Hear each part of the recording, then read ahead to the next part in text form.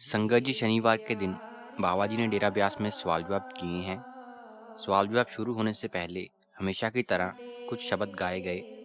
उसके बाद बाबा जी ने सवाल जवाब शुरू किए। संगत जी, जो पहला सवाल था वो एक भाई ने किया।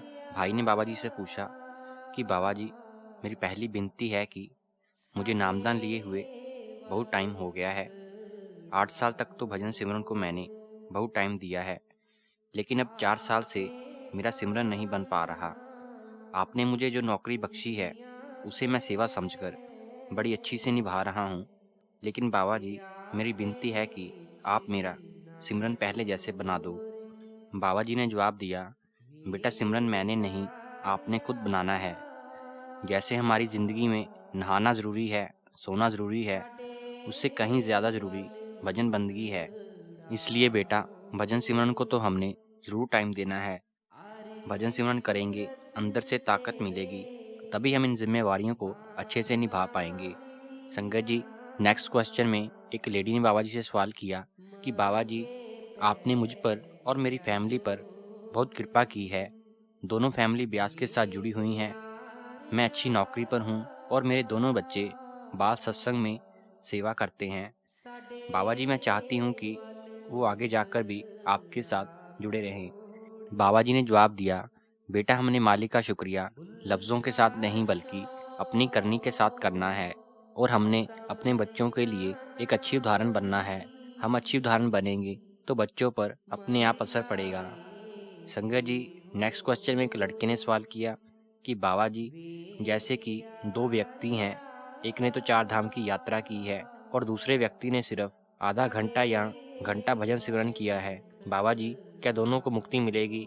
बाबा जी ने हंसते हुए जवाब दिया, बेटा, आप मुझे फंसाओगे। फिर बाबा जी बोले, बेटा, पहले तो मुझे ये बताओ कि मालिक कहाँ है? मालिक तो हमारे अंदर है। हमें जो भी मिलेगा अंदर से ही मिलेगा। फिर बाबा जी ने बोला, बेटा, मेरे कहने का मतलब ये नहीं है कि हमने अपने धर्म स्थानों पर नहीं जाना। जरूर जाएं, लेकिन अपना मकसद ना भूलें। अब जैसे कोई खिलाड़ी है, उसको खेल खेलना है और खेल खेलने के लिए उसको स्टेमिना बनाना है। अब स्टेमिना बनाने के लिए वो कसरत करता जाए, लेकिन खेल ना खेले तो क्या उसको कुछ हासिल होगा? इसलिए बेटा, अपने धर्म स्थानों पर जाएं, और बेटा, ये मत भूलें कि हमारा असली मकसद भजन बंदगी है। संगत जी, आगे एक लड़की ने सवाल किया जो कि काफ़ी फ़नी था। उसने बाबा जी से सवाल किया कि बाबा जी, आज मैं बहुत खुश हूँ। मुझे ऐसा लग रहा है कि आज दिवाली का बम्पर प्राइज़ निकल आया है। बाबा जी, मेरी अभी गवर्नमेंट जॉब लगी है। मैं चाहती हूँ कि मैं आगे और तरक्की करूँ। मैं आगे एग्ज़ाम देना चाहती हूँ, लेकिन घर वाले चाहते हैं कि मैं शादी कर लूँ। बाबा जी, मैं अभी 26 की हूँ और मैं चाहती हूँ कि 3 साल मुझे और मिल जाएं ताकि मैं अपने एग्ज़ाम दे सकूँ। बाबा जी ने जवाब दिया, बेटा, एग्ज़ाम तो आप शादी के बाद भी दे सकते हो।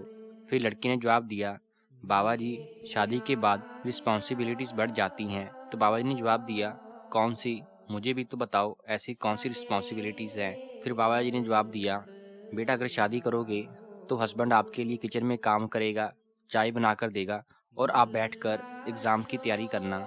यह सुनकर संगत ज़ोर ज़ोर से हंसने लग पड़ी।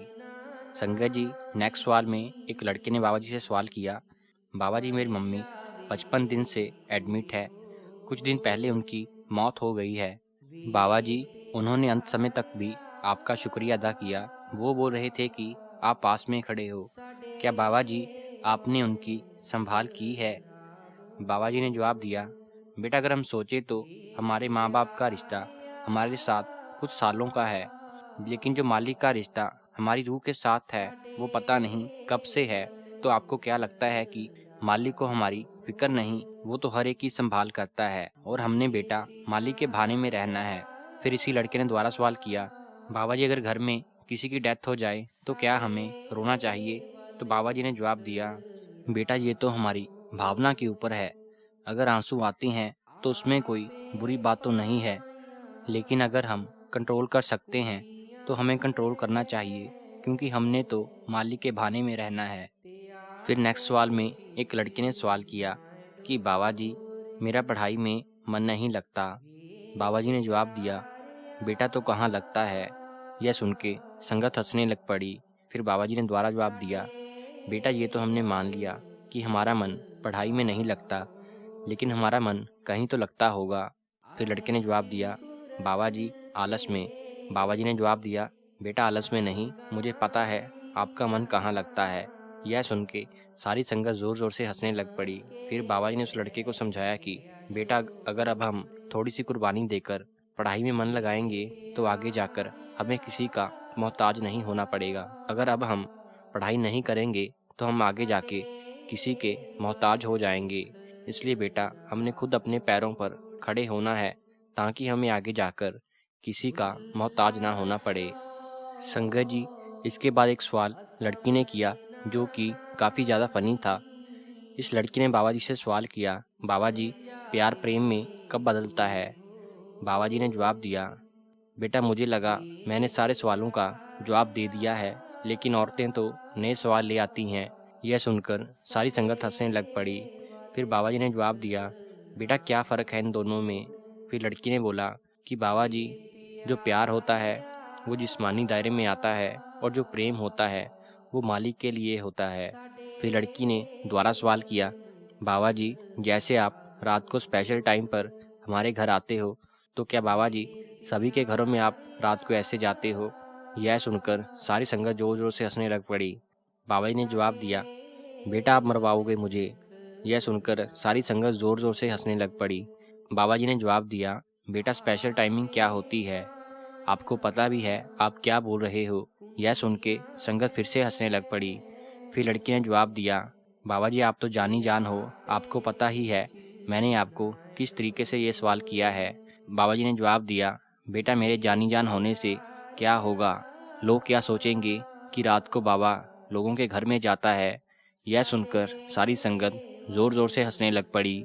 संगत जी, इसके बाद दो और फनी सवाल किए गए। एक लड़के ने फिर से बाबा जी से पढ़ाई के बारे में पूछा कि पढ़ाई में मन नहीं लगता, और फिर लड़के ने जाते जाते सवाल किया, बाबा जी सब पर दया करना, मुझ पर थोड़ी ज़्यादा करना। फिर बाबा जी ने जवाब दिया, तुम पर क्यों ज़्यादा करूं?